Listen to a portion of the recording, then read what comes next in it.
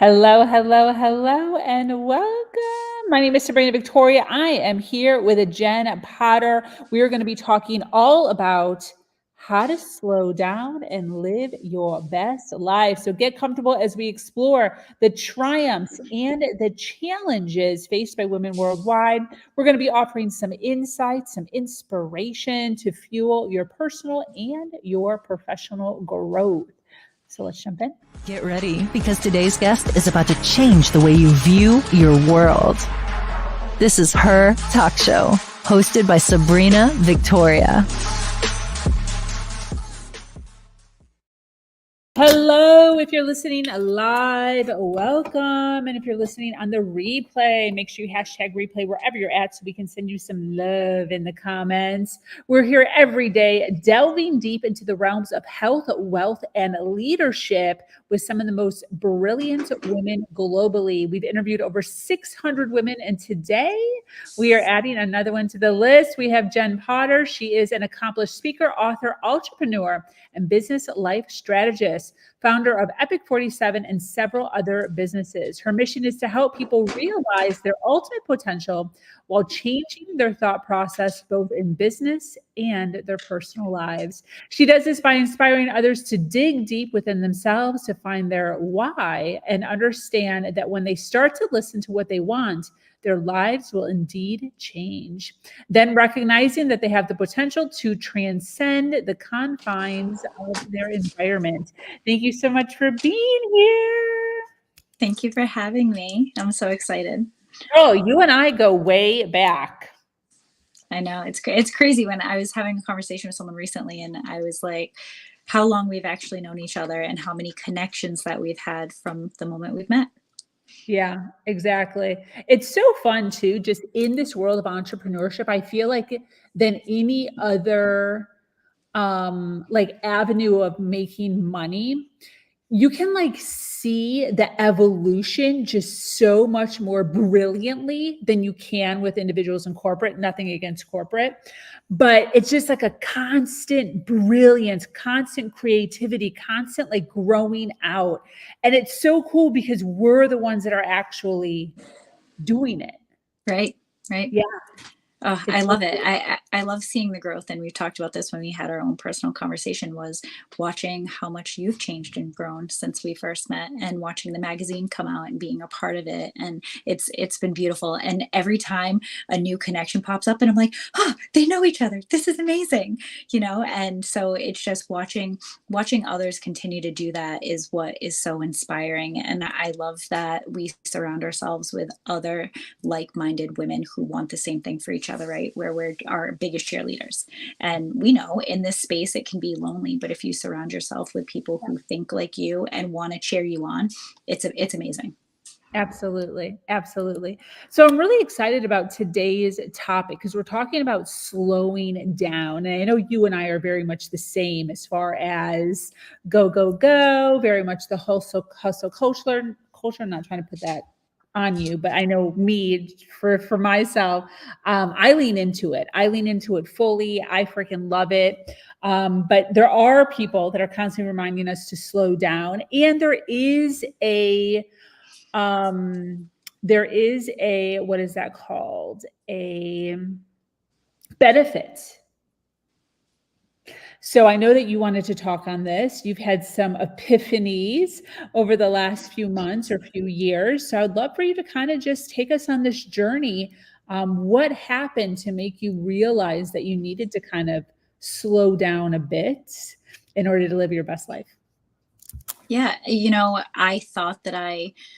I never thought that I was going as fast as I am. And, it's when other people stop to check me and they're like, don't you realize how much you do? And I was like, no, I don't. I don't do that much. And I start listing it all off. And I was like, oh, even with listening to my intro, I'm like, damn, I do way too much.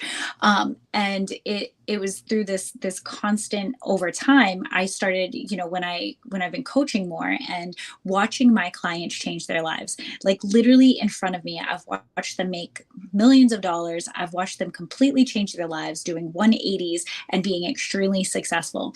And, I'm enjoying everything that I'm doing, but I found that I was moving so fast that I wasn't necessarily seeing what was in front of me. And I think the first thing that hit me in the face was when my mom passed. My mom passed away about a year ago, and we didn't have much of a relationship, but I realized that our relationship was so toxic that it put such a strain on so many of the other things that I've done in my life. I am a people pleaser. I literally have lived my entire life to impress other people.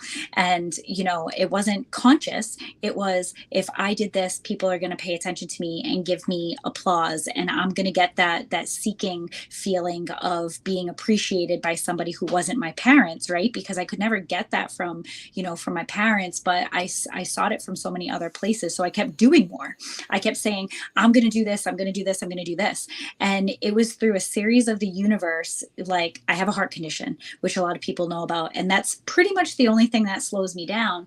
But it's gotten to the point that my heart condition stops me dead in my tracks. And I had some serious, like, life altering events that happened over the past year, including my mom's death, that still didn't fully stop me. I'm like, I'm going to deal with it while it's present, and I'm going to pick up and I'm going to keep going. Instead of listening to the universe telling me to slow down, like, you have a heart condition, slow down. And I'm like, no, but I got to keep going. And then it wasn't until a client said to me about 6 months ago, when are you going to start taking your own advice? And I'm like, who, me? Like, what are you talking about?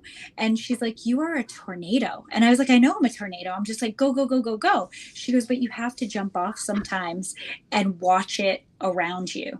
And when she said that to me, and this is someone who I guided through a lot of things, and she's extremely successful. She's living her best life. She's super, super happy. And she's like, I listened to everything that you told me to do, and I am so happy. She goes, but you're not listening to yourself. And I was like, I can't believe she just called me out. Like, what are you talking? And I got wicked defensive. And then I was like, wow, you are absolutely right. I don't listen to myself. And then it took me about 6 months to figure out how the hell to get myself out of all of the things that I've committed to, all of the, the commitments, all of the jobs, all of the companies. And I'm still in all of it. But I needed a better way to manage it all, and a better way to be able to step back whenever I need to say, if I'm able to step back throughout a health incident, then I know that I am slowing down. And I recently just had, I was in the hospital about 2 weeks ago, and I was able to stop for an entire week, and everything around me kept going. All of my businesses kept going, all of my clients, everything around me. And it was even more so more recently. It was, I think, if I didn't start to set myself up for that slow time, I don't think that I would have been able to get through it. And it's so easy for us to ignore it, right? Like, I'm constantly going to be going. I actually broke the tip of my finger yesterday because I was moving so fast doing something. And the response from a good friend was, see, you got to still slow down. Even though you're being, you're slowing down, you got to remember, in all aspects of your life, even if it's grocery shopping. So I thought that was really interesting. So I keep saying, every time something happens, it's the universe saying, I'm paying attention. You need to make sure to check yourself. And it's hard. It's hard to slow down because I love it. I love it. Yeah.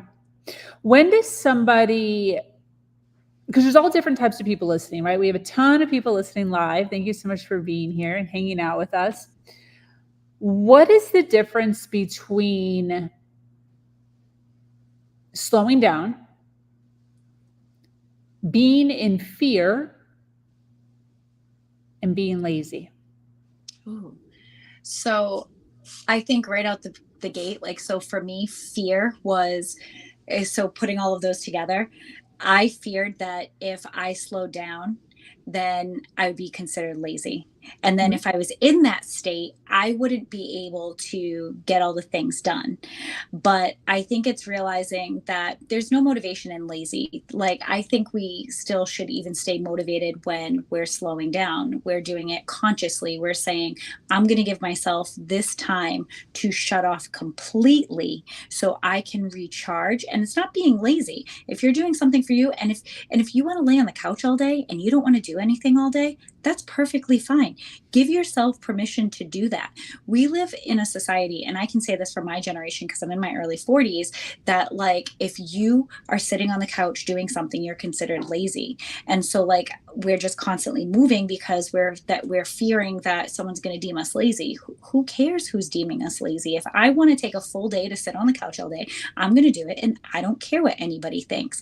But I also think that was part of me dropping the people pleasing, right? Because it's how we view ourselves. If being lazy for a full day is what recharges us in order to be busy for 6 straight days, do it. I encourage you to do it.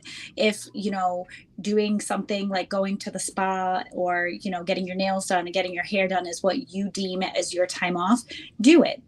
It is a form of self-care, but, slowing down in doing things, whether it's to read a book, go for a walk, sit and do nothing, whatever that is to you, because everybody's going to have something different. It took me a long time to be able to say I can sit and do nothing for hours. When I started slowing down personally, a lot of my addictive qualities stopped. And I've noticed this. So I was a big coffee drinker. I drink so much less caffeine. The work thing, like I constantly feel like I need to check my email. I got to be on top of it. I got to do this. I got to do this. I don't need to do that as much because I shut it off for a little bit of time. Being around certain people, like wanting to always be around crowds, because like I feel like that's what's going to keep me busy, and that's going to keep me, like all of these extra virtual coffees, all of these extra things. Slowing down made them more meaningful. So a lot of the things that I did prior, and and using the coffee as an example, like the things that I needed to that I thought that I needed to keep moving, I actually slowed down. TV is one of them. I haven't watched TV in like 6 months. I did yesterday for a few minutes, and I started getting sleepy, but I realized that like I cut TV out almost completely from my life, because that was like, and it's not that I stopped watching it because of being lazy or anything like that. I actually can sit in silence. I can sit without listening to music. I can sit without reading a book. I can literally just sit and be. And for the first time in my life, it is one of the most blissful feelings to just be aware of everything around me, because I don't think I ever stopped to pay attention. Love that. Where are you when you're doing this silence thing? So it could be anywhere. So sometimes it's on a drive. Sometimes it's just walking outside. Sometimes it's sitting on the couch. So there's nowhere in particular. It depends on where I am in that moment. Sometimes I just tell myself, you know what, you need to just be, and I'll take my headphones off. I'll disconnect from everything. I'll take off my smartwatch. One of the things and this, I am also in charge of a surf non-therapy company, and I go surfing. So I take all those things off when I'm in the water, and I allow myself to just be present. So there's no cell phone service while you're in the middle of the ocean, right? And so like being out in the ocean is that one place that allows me to fully disconnect. And that's helped a lot with my healing journey too. Beautiful. I love that. What's really coming up for me right now, with this conversation, I think so often we get into this realm of go, go, go, go, go. And to turn that off, it feels as if things are piling up then. Because then what were you doing, right? There's things that you were doing. So how do you get over feeling as if your to-do list isn't getting work done? It's sitting there, and now everything is getting pushed back. Are you eliminating things on the list? Are you delegating things? Are you automating things? Or are they still just sitting there? Because even just listening to this right now, that's what's going on in my head. I'm like, you're still going to have to do all the shit. So because that's how I'm very much in the culture of go, go, go. So when I'm sitting in a space of nothingness to do self-care, I'm just like, dude, this is dumb. That's me getting other things done right now that are needed. So how are you doing that? As far, are you just sitting in it? This is what it is. Or are you doing other things to continue to lessen the to-do list, but maybe you're just not doing it? So a little bit of all of the above, right? Because I have severe ADHD. And so for me, one of the things that I started doing, and I say, anybody can do it any way that they want. For me, like writing is my outlet. So I actually started writing more. And that's how I was able to publish a book just recently, because I just started writing because my brain just wanted to just go, go, go, go, go. But I found that when I started writing, I disconnected from everything and I was able to focus on one thing. So for me, things like writing help me to de-stress. And but now I can actually be alone in my thoughts, which is a really weird thing. I started doing it very slowly, but I do delegate more things. I do use a CRM, a task manager. I literally write everything down. When I'm sitting in silence, I actually will have, like, it's even like right here with me, I have a piece of paper, typically with me, or my phone, that if a thought pops into my head, I'll write it down so I can stop thinking about it. So like anyone who has ADHD, like if you're like, oh my God, when I get off this call with Sabrina, I need to go run to the store and I need to do this. And in my head, I'm saying over and over, when I get off the phone, I have to go do this. When I get off the phone, I have to go do this. So I just write it down, store. And now I can be present. So for me, it's getting it out of my head, and everybody's going to be able to do it different. Like there are people who will sit and meditate. I'll tell you, when I try to meditate, I fall asleep every single time. Watching TV, I fall asleep every single time because my brain wants to do a million other things. But for me, it's getting it on paper. It's saying, if it's in my head, I can slowly get it out. And it took so much practice. And then when I'm really in my head, I'll stand outside and I'll start looking at things like the trees, and I'll look at the colors of the leaves, and I'll look at the animals or the grass, things that I've never done before. But I'll take my shoes off so I can be grounded. And I literally, I feel the dirt beneath my feet, and I focus on that. Like, it's almost like to get all of the thoughts out of my head, I just start focusing on what is around me. And if I'm in the house, I'll start looking at the plants, or I'll start looking at things and just admire them. And I find that it gets me to a place personally where I can start clearing my thoughts. If and when I am in this constant state of chaos, I don't feel that I'm ever being efficient, or I was never being efficient. I had to learn years ago how to delegate my time and be efficient with my time. But I also know that when you have ADHD and you're distracted, even if I sit in front of the computer and say for 15 minutes, I'm going to work on emails, I'm like, squirrel, the phone rang, this happened. So I try to focus. If I'm not focused, I'll get up and do something else, and then I'll come back to it. And one of the things that I do is I write down the 3 most important things that I have to do today. So if nothing else gets done, what are the 3 things that I have to accomplish today? I have to go to the post office, and I have to mail out all the things that I need to mail. So today, no matter what, my biggest thing is I need to focus on that. And then what happened? I lost power. I lost power in my house today, and the universe said, you have to get this shit to the post office. Focus on what's in front of you. And so I looked at it as, okay, universe, I heard you. This is what I need to focus on. And that way I know that if nothing else gets done today, I went to the post office, all of these things got mailed out, I accomplished something on my list. Our lists are always going to be there, right? Me and you, and probably half the women that are listening, if not more, we have, the list never ends. My list never ends. Every day I have a list, and it just keeps compiling. And what I like to do is every day I like to look at the list and say, what are the 3 most important things? And if more things get done, that's great. But if I'm able to take the 3 most important things and put them on the top, know that the list is going to exist every day. And there are things that are going to have a deadline. Put that at the top of your list. Get the things done that need to get done first. And then the other stuff that's under it will actually be a little bit easier to do, because the stuff that's stressful is kind of out of the way. Got it. And that helps me. Yeah. So when you're slowing down, is this daily? Is this weekly? Is this monthly? How does this look?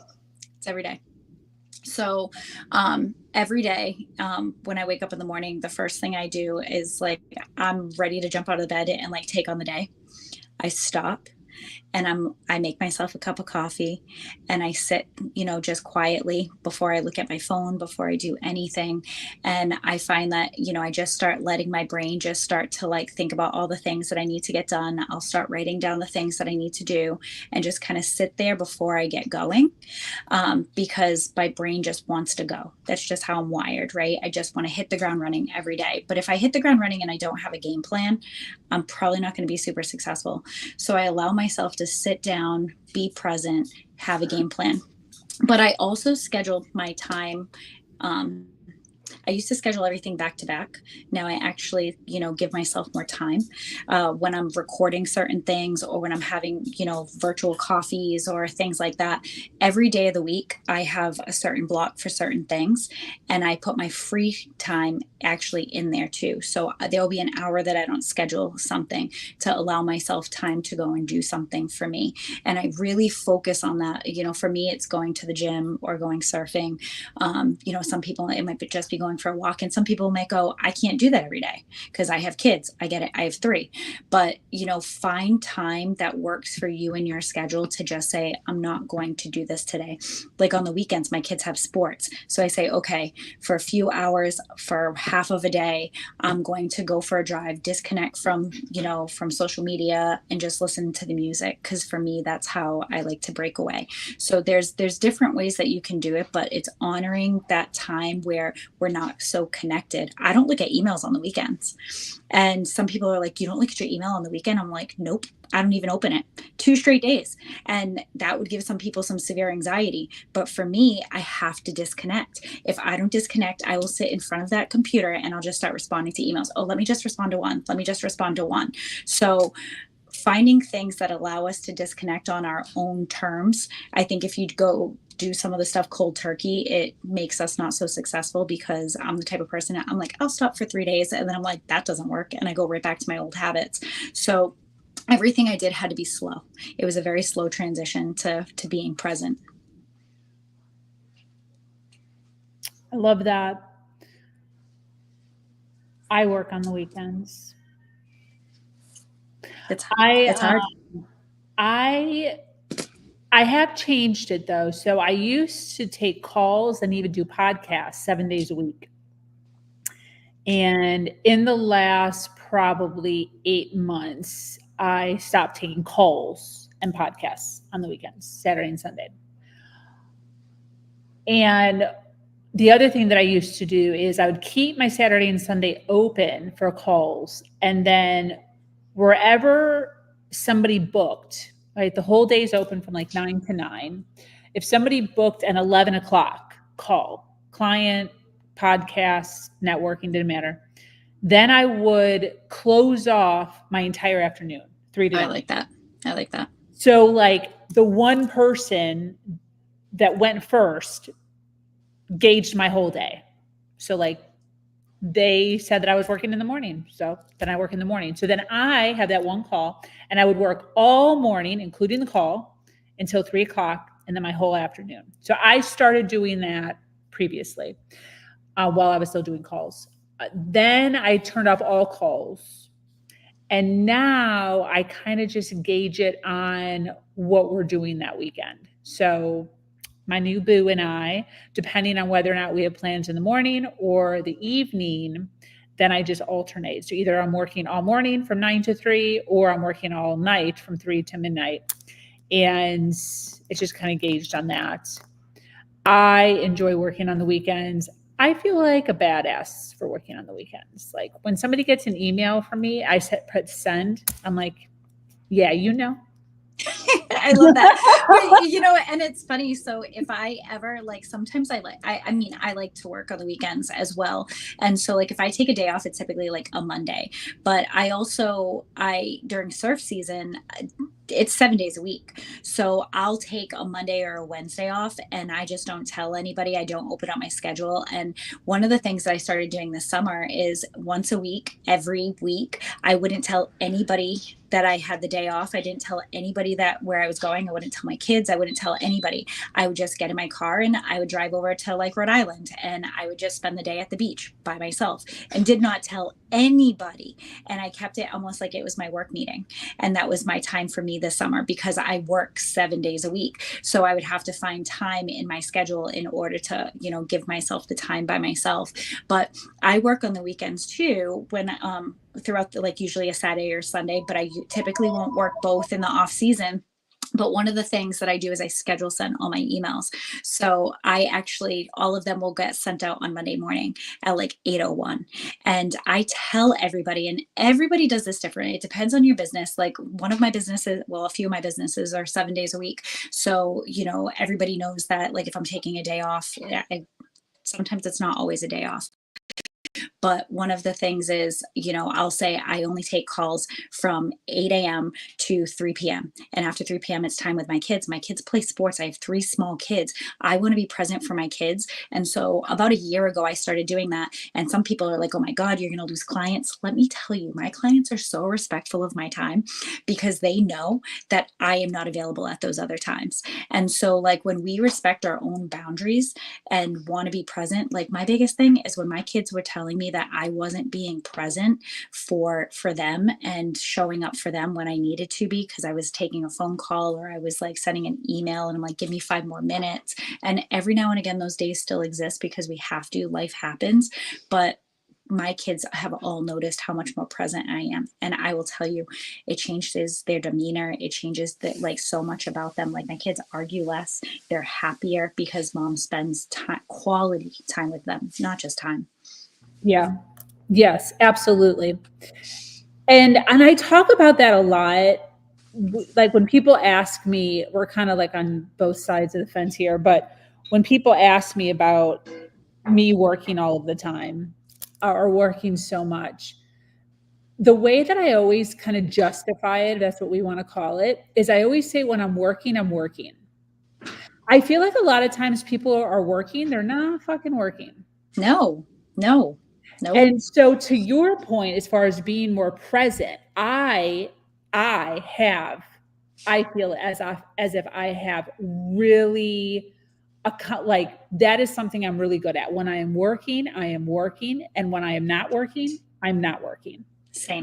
So the fully present thing. And because I'm so diligent with when I am working, there is no shame and there is no guilt when I'm not working. Yep. And I think that's the issue that a lot of individuals are having is they're supposed to be working. They're not freaking doing anything that's pulling business into or money into their business.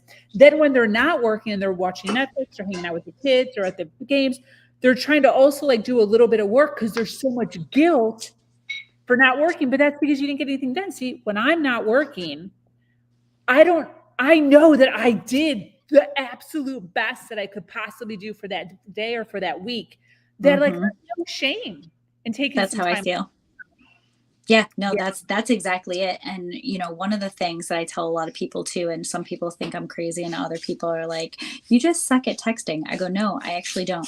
I look at my phone first thing in the morning. And once my calls or my meetings start at like 9:00, I typically will not respond to a text message again till like now the afternoon, till like 1:00 when we're done talking, because I'll take my lunch break, that I give myself to like decompress, and I'll check all of my messages. But like, I don't typically respond right away. I don't believe in instant gratification. So people will text me at like 8:00 in the morning, and they might not get till the third round of me looking at my text messages at 8:00 at night.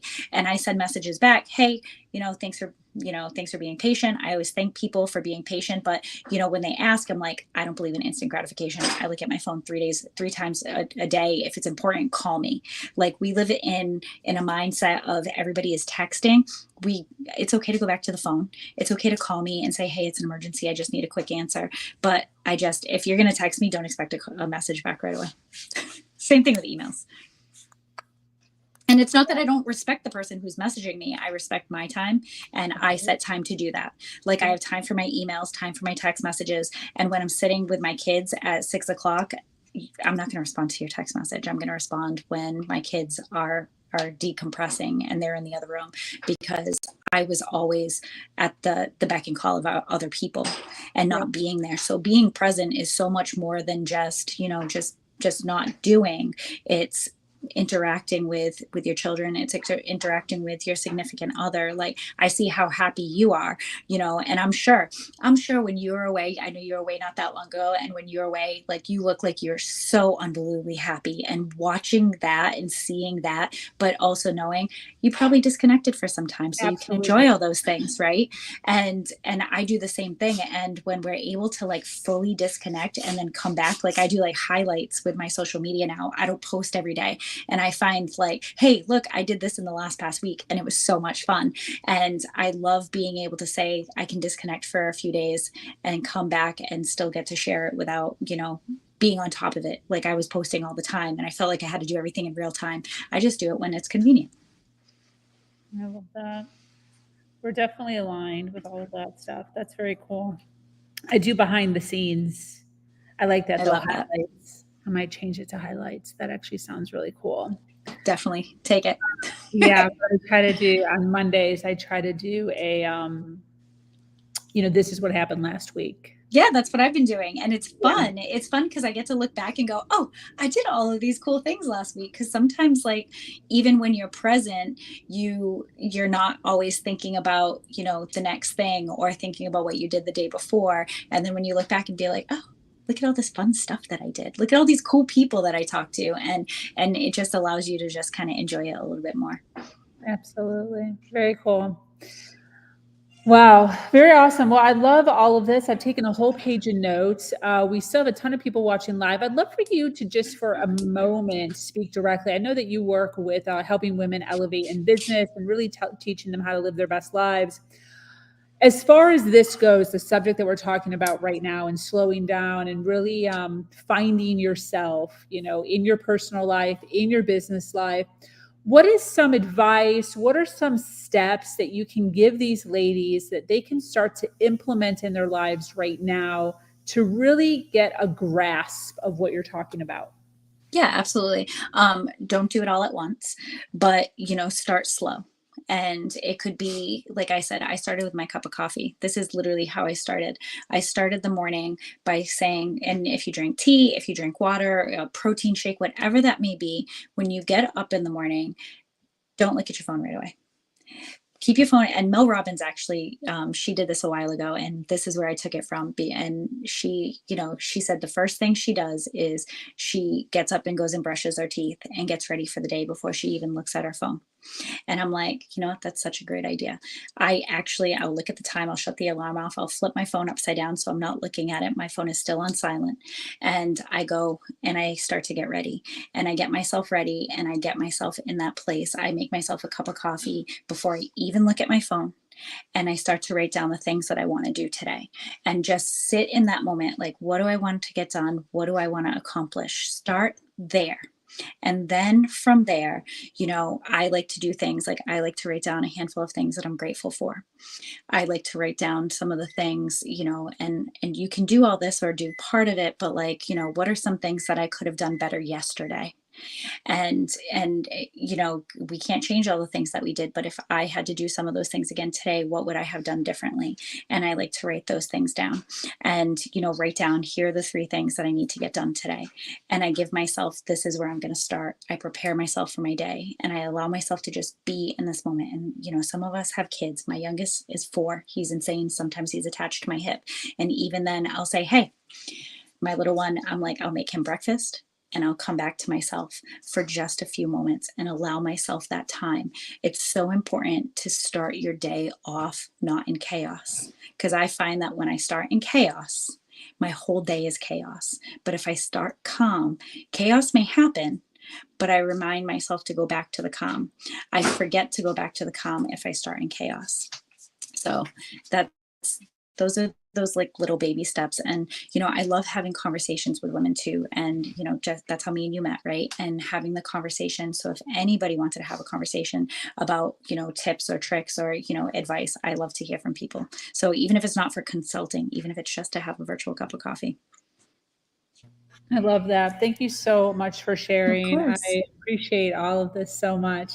As far as individuals listening live, women that are really resonating with what you're saying and what you're teaching, who should be reaching out to you? Who do you help?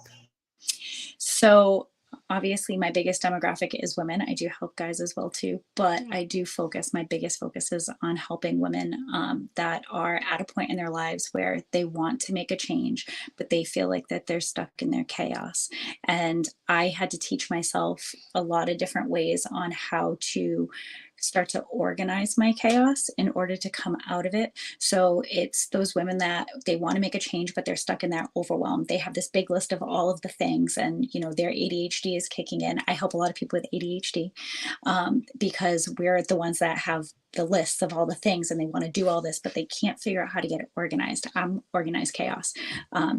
And I think that's how I've been able to really start to get everything to kind of slow down and spread out. And the more I slow down, the more efficient I've become and the more people that I've been able to help. And I actually, I feel like it's helping me. The more I talk to someone, I'm like, oh, I better start doing that. And, my client tells me all the time, she's like, I'm the reason why you slow down. I'm like, yes, you are. but I but love I love that. it. Very cool. So, as far as individuals connecting with you, do you have a website, social media? Where can they find you? Yeah, so if you go to the easiest way to get a hold of me is you can go to Jen at epic47.com, EPIC47.com, or if you type into any, Google or anything, Jen underscore live your best life, it'll all pop up. You can reach out to me on any social media platform. I have everything that's Jen live your best life. So What does Epic 47 mean? So Epic 47 is my consulting company. And when I first started, it was a joke. Not the company, but coming up with the number 47. It was my favorite number. And my business coach at the time was like, you can't just say that it's just your favorite number. I'm like, why not? And he's like, no, you need to have a good story. He's like, well, what is your goal? And I'm like, to help all kinds of people. And, it took a little bit of time, but my goal was to help 47 people in business become very successful and also become sustainable. So not just have a business, but have a business and also live their best life while they're doing it. And so I'll definitely hit the number, faster than I thought I was going to hit, but it was still a good goal. That's awesome. I love it. Very cool. And then, as far as social media, Instagram, Facebook, where are you the most at? I'd say Instagram is probably my favorite. I love looking at pictures. Instagram's probably the easiest. So if you're on there, you'll see all the stories that we were talking about, the highlight reels and all that fun stuff. So Jen, live your best life right on Instagram. Awesome. Well, thank you so much for being here, for sharing your Thank wisdom, you. inspiring us. To our dedicated listeners, thank you so much for hanging out with us. Please follow, like, and share wherever you are at. Once again, my name is Sabrina Victoria. I invite you to join our amazing community, Her Nation, where we continue to uplift each other every step of the way. Any closing thoughts, Jen, as we wrap up? To always remember that you don't just live one life, you live your life every day. And I think I used to get caught up in that all of the time. And having a heart condition and knowing when I wake up every morning, I want to be the best version of myself, just know that if you're here and you're present, it's a gift. So enjoy being here and don't focus on, the what ifs or the could have beens. Just be in the moment. I love it. Thanks so much. This has Absolutely. been fabulous. To everyone Thank you. Thank listening, you. thank you for being here. This has been great. Until next time, do something awesome today.